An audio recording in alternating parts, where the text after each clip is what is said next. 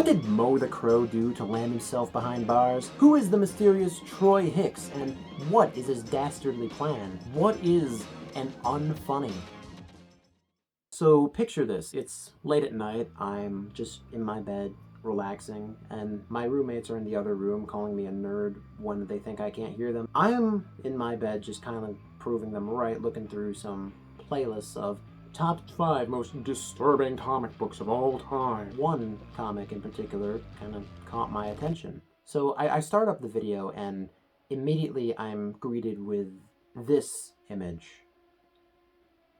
Something about it just made me feel uneasy, and it just raised so many questions. What is going on? Who are these characters? What is the context behind this image? And where can I find out more? Next to no information was given about the comic itself. It's one of those minimal effort tier list videos that just has the narrator read out a synopsis and then call it a day. All I really had to go off of was the title, The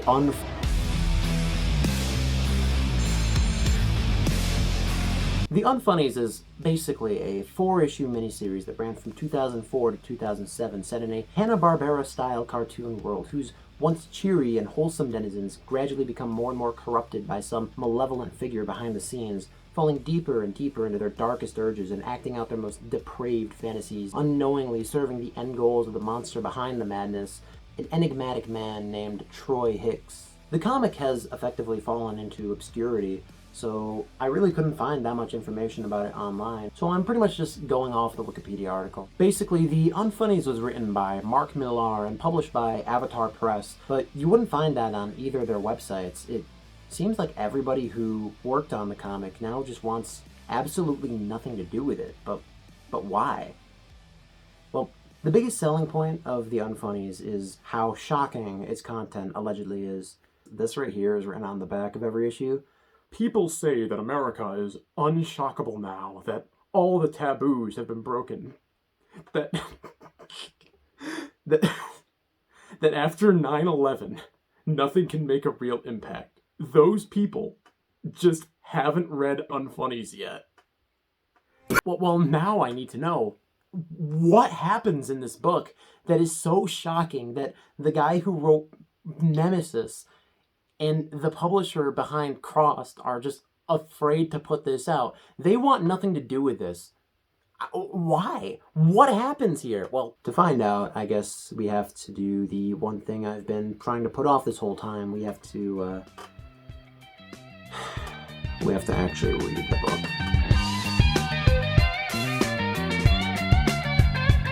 Issue 1, Mo the Crow in a Pound of Flesh, opens up with our presumed protagonist, Mo the Crow, watching TV with his wife and kids. But before we have any time to really get settled in, the police arrive and start searching the house for videos of young boys. I told you this was gonna go from 0 to 100 insanely fast. It's not too late to turn back.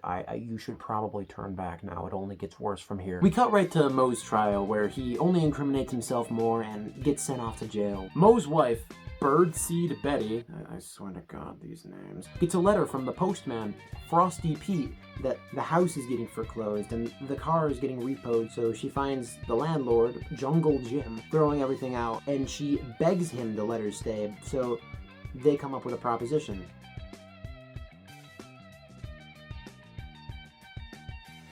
After that, we visit Mo the Crow in jail, who's dressed up like a woman, don't worry about it. Birdseed Betty laments that things never used to be like this, Mo. The worst that would happen in the old days was a cream pie in the face or some kind of funny misunderstanding. Where did all these murderers and rapists come from? When did the world get this bad? Apparently, this all started when Mo the Crow started getting emails from a strange figure named Troy Hicks. I guess Troy sent an email saying, "Do you know what is?" And Mo the Crow was like, intriguing. Mo also mentions that Troy asked for help with some kind of mysterious plan of his. Apparently that's where Mo draws the line, because he has morals now, I guess. We go back to the Crow Birdseed household. Jungle Jim is tired of the same old arrangement with Birdseed Betty, so he decides to spice things up a little bit after seeing some videos a friend of his emailed physical copies of. Wait, what? Some pegging later, Jungle Jim suggests that Birdseed Betty involve her kids in their escapades, so she responds, reasonably, and her and the kids bury Jungle Jim in the backyard, but are immediately found out by Frosty Pete, who opts to keep their secret if Birdseed Betty indulges him the same way she had Jungle Jim. It's here we get the reveal that Frosty Pete is actually Troy Hicks. What? Something interesting about the Unfunnies is how every issue has two versions of the cover. There's the original that you'd find at comic book stores and the offensive cover. It's basically just some shock value artwork, barely if at all related to the actual story. I asked for collectors to hang on their walls on the assumption the comic would have actual fans, and oh, would you look at that? It's the picture from that one video that got me interested in the comic in the first place. I guess there's no actual context behind this image because this never actually happens. Neither does the depicted on issue 4's offensive cover. Okay, I'm not gonna do a play-by-play of each plot point in the next 3 issues because there's like 5 subplots that don't actually go anywhere.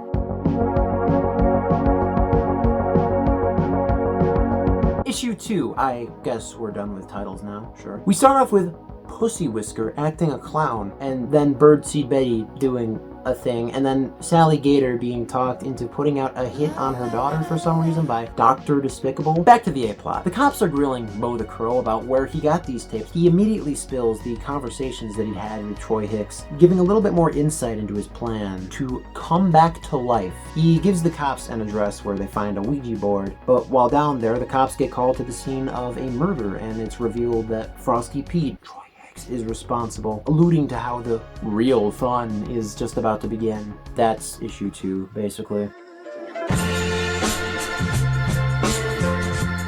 Issue 3. Apparently, Timmy the Crow, Mo the Crow and Birdseed Betty's son, is dead.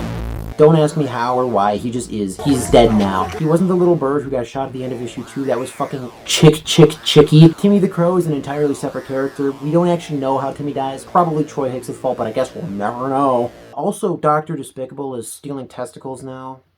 Don't ask. The police start looking more into Troy Hicks because apparently everything to know about him is just online. Basically, he was a cartoonist who got arrested and sentenced to death for the murder and other things of 8 children. They also find out that he created a comic called The Funnies, which bears an uncanny resemblance to the world of the Unfunnies. Ooh, what does this mean? It's then that the police find out that Frosty Pete made a deal with Hicks and is effectively serving as an avatar for him. So they set off to confront him, which is where they find him.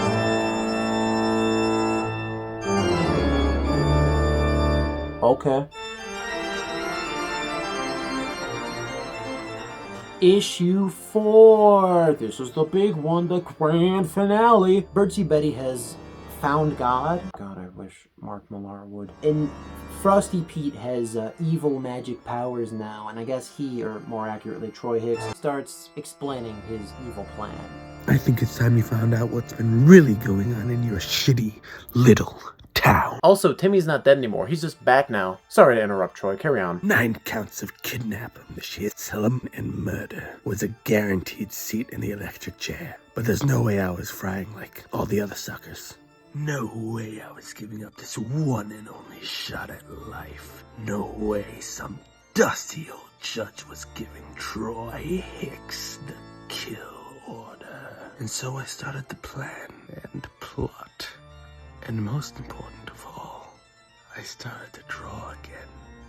Keep in mind, I am making none of this up. Troy's lawyer somehow convinces the prison to give him a computer with unrestricted internet access and the Adobe Creative Cloud so that he can continue to draw comics in prison. He then started emailing fictional characters in the comic that he's writing who have free will, sending them porn and drugs and all that stuff so that he can convince one of them to swap bodies with him, which Frosty Pete took him up on. So he used the Ouija board and occult magic because God isn't real, but Satan is. So from there, Hicks kills the cops, breaks the fourth wall because that's scary, I guess. I'm as real as the people reading this.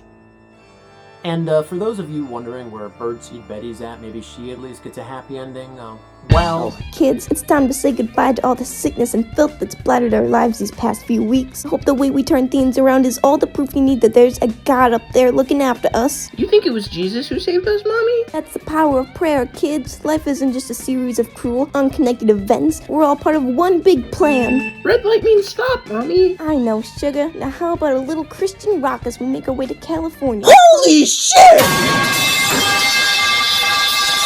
Talk about bad luck.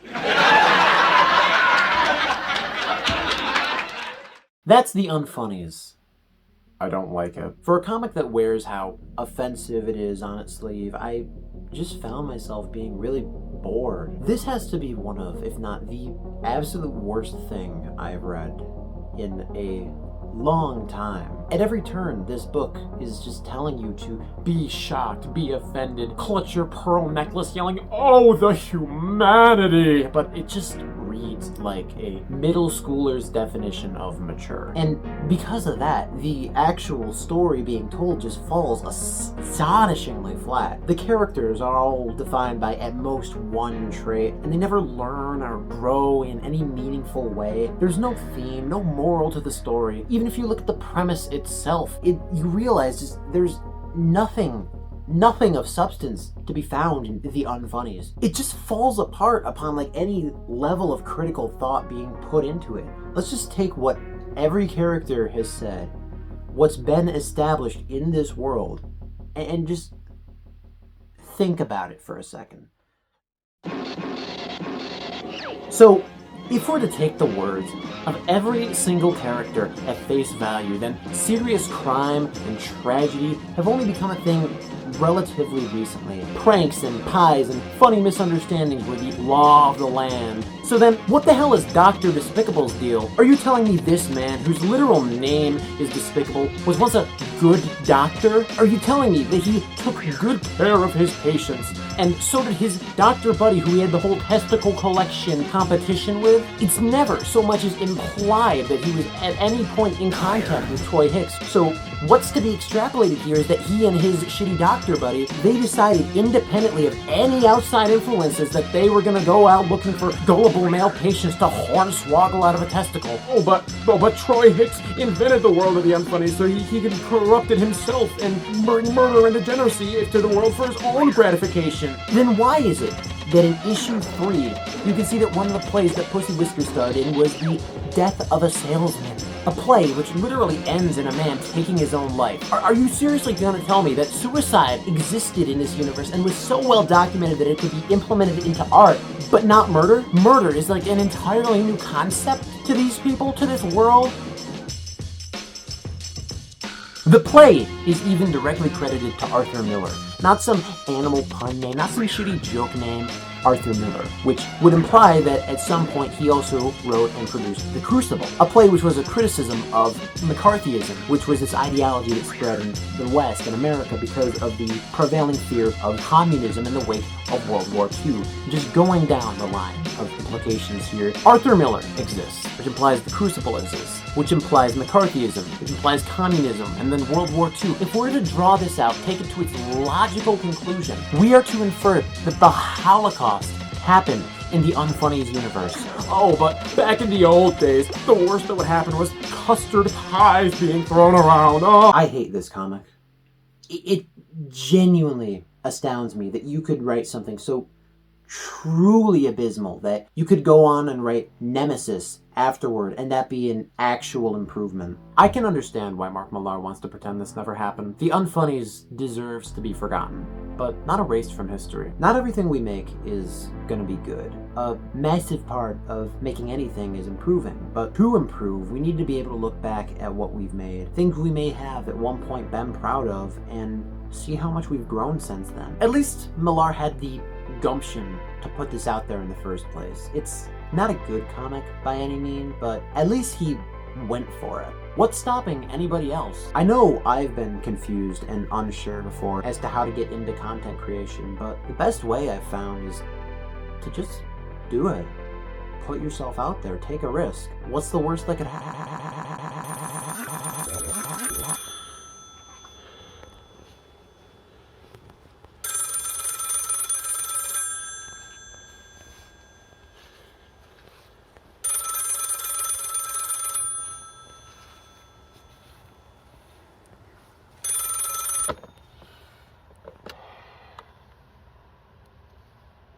What do you want from me? I'm done. I don't know what this game you're trying to play is. I don't know what your plan is, but it's not gonna work. Whatever you are doing, it's not gonna work. It's not. I'm done. Alright, you have to find someone else to harass or to bully or whatever you're doing. I don't care. But you're gonna stay away from me, you understand? You are going to stay away.